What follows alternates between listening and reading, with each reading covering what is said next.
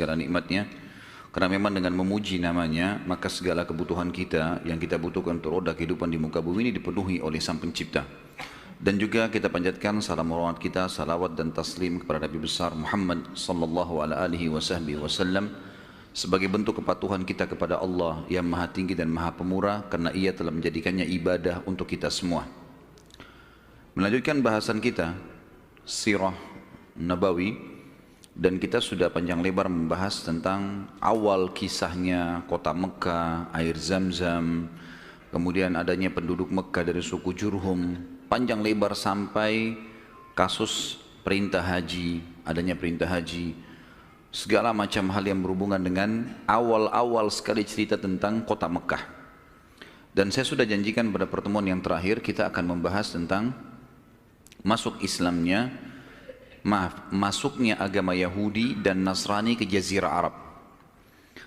Karena memang ada di zaman Nabi SAW, terutama negeri Yaman, itu ada orang-orang Arab tapi agamanya Yahudi.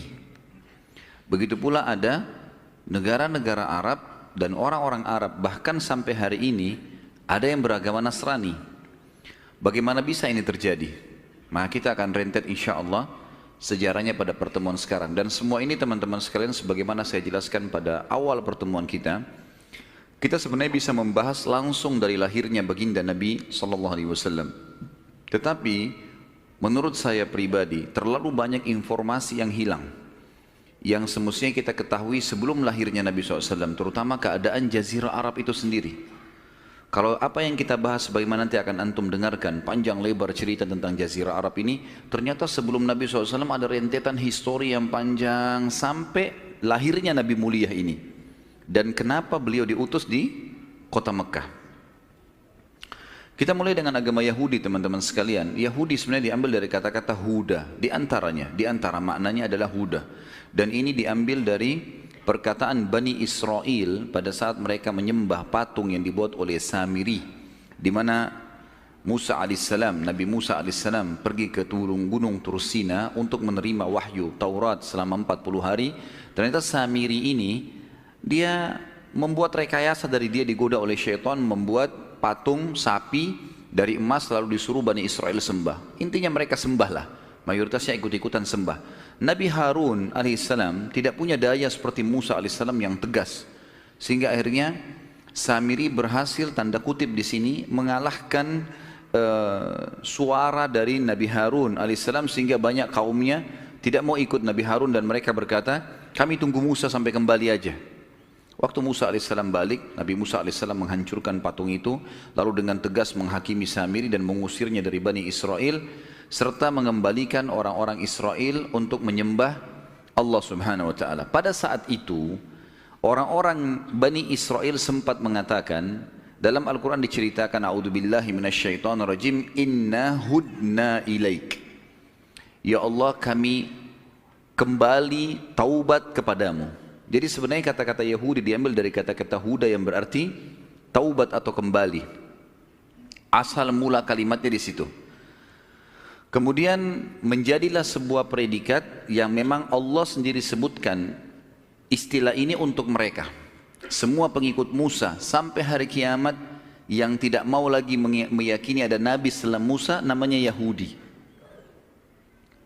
Nanti juga akan ada penjelasan tentang Nasrani. Kalau Nasrani diambil dari kata-kata Nasara. Nasara yansuru, ansarun, dan Nasara, yang berarti penolong. Diambil daripada perkataan Isa alaihissalam pada saat berkata kepada Bani Israel, a'udzubillahi minasyaitonirrajim, dalam Al-Quran diceritakan, man ansari ilallah, siapa yang akan menjadi ansar, penolong-penolong di jalan Allah. Qala al-hawariyuna nahnu ansarullah. Maka hawariyun adalah istilah untuk sahabat-sahabatnya Nabi Isa. Sama kalau Nabi Muhammad SAW kita mengatakan sahabat Nabi Muhammad SAW ridwanullahi alaihim. Tapi ini kalau sahabat Nabi Isa dikatakan hawariyun. Hawariyun berkata, kami adalah ansarullah, kami adalah penolong-penolong agama Allah. Keluarlah istilah Nasrani buat mereka dari kalimat ini. Jadi memang makna-makna kalimat ini sebenarnya awalnya baik. Orang-orang Nasrani menganggap Yahudi kafir. Apa sebabnya? Karena Yahudi walaupun beriman kepada Allah, agama profetis, agama samawiyah, dan yakin semua nabi sebelum Musa alaihissalam ada, Hud, Saleh, Shu'aib, ya, Lut, Ibrahim, Nuh, semuanya oleh orang-orang Yahudi diyakini. Yang mereka tidak yakini adalah nabi yang datang setelah Musa saja. Akhirnya datang Isa alaihissalam dari Bani Israel sendiri, mereka tidak mau akui, enggak. Bahkan yang berusaha untuk membunuh Isa alaihissalam dan mensalibnya adalah orang-orang Yahudi sendiri. Mereka menolak, gitu kan. Oleh karena itu, karena masih ada nabi dan rasul yang Allah utus yang mereka tidak yakini, dicap mereka kafir. Karena beriman kepada Allah harus totalitas, nggak bisa setengah-setengah, keseluruhannya. Kita yakini semua apa yang diperintahkan oleh Allah, maka pasti kita akan dikatakan beriman. Makanya Allah menghardik Bani Israel yang Allah mengatakan, A'udzubillahi minasyaitonirrajim, afatu'minuna bi ba'dil kitabi wa takfuruna bi ba'd. Apakah kalian beriman dengan sebagian isi Alkitab dan kalian pungkiri sebagian yang lain? Apa yang cocok diimani, apa yang tidak cocok ditinggalkan? Sampai para ulama tafsir menekankan mengatakan siapapun di antara kaum muslimin yang coba memilah-milah hukum Allah, mereka sama dengan Yahudi dan Nasrani. Dan Allah mencap mereka kafir gara-gara itu, gitu kan. Berjalan waktu, datang Nabi Muhammad SAW, ternyata dan Nasrani ini diberikan predikat untuk semua orang yang mengaku pengikut Isa alaihissalam sampai hari kiamat, dan tidak mau mengimani risalahnya Nabi Muhammad SAW. Nasrani meyakini semua nabi dari Isa ke atas, Musa, Daud, semuanya sampai Nabi Adam. Tapi mereka tidak mengimani risalah Nabi Muhammad SAW. Kasuistiknya secara histori berarti, kenapa sekarang umat Islam mengatakan Nasrani kafir? Sama dengan kenapa Nasrani mengatakan Yahudi kafir. Sama persis. Karena mereka masih menolak ada Rasul dan Nabi yang terakhir. Itulah Nabi Muhammad alaihi salatu wassalam. Jelas sampai sini? Belum ngantuk kan? Baik. Jadi di sini kita dari awal menjelaskan dulu definisi Yahudi dan Nasrani. Ya. Baik. Awal mula masuknya Yahudi ke Jazirah Arab ini, lebih tepatnya kita mulai dari kisah seorang raja Yaman bernama Rabi'ah bin Nasr. Rabi'ah bin Nasr. Nanti di pertemuan kita ini teman-teman akan banyak nama-nama yang mungkin antum belum pernah dengar sebelumnya. Gitu. Tapi coba direkam, ya, difahamin. Kalau ada yang bisa nulis, ditulis, gitu kan. Itu sangat bagus. Kalau enggak juga nanti insya Allah bisa di-download dari YouTube yang akan diangkat oleh teman-teman tim. Ya.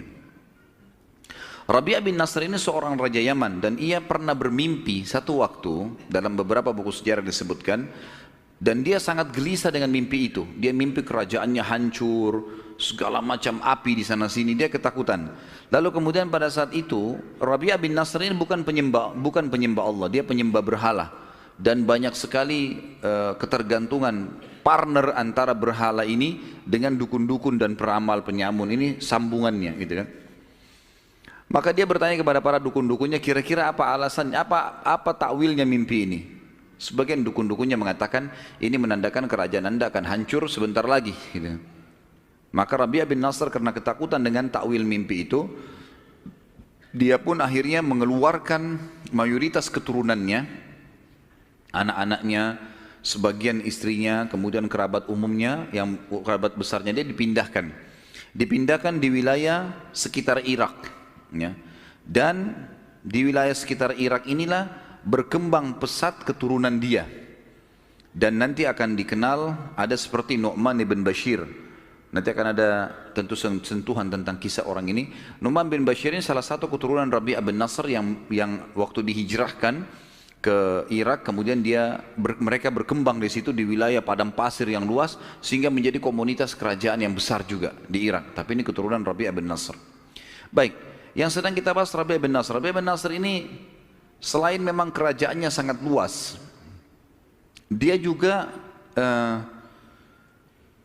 terkenal sekali mempertahankan setiap raja. Nanti kalau dia mati harus anaknya yang jadi raja, anaknya mati maka harus jadi anaknya lagi, atau kadang-kadang dialihkan, dia tidak alihkan ke saudaranya, Rabi' bin Nasrin kalau mati anaknya jadi raja.